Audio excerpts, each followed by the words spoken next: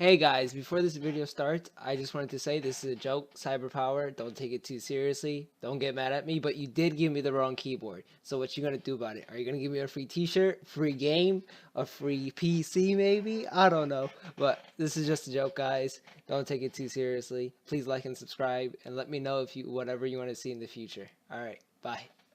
Alright, so I have a bone to pick with Cyberpowerpc. So the other day my friend came over to look at my PC, which is pretty new, I got 2 months ago. He realized on the box it said that the keyboard that it came with changes to 7 different colors.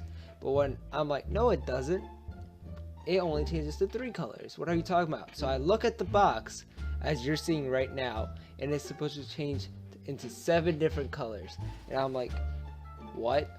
Why don't I have 7 different colors? Why doesn't my PC, which costs $2,100 plus, by the way, yes, I sound like an asshole, but it does, and I'm like, why do all these other people's keyboards have different colors? Like, for example, this guy's, his changes to all these different colors, and I have these 3 boring colors. Like, what's up, Cyberpowerpc? This is my second PC from you guys. This is my dream PC, and this is how you treat me?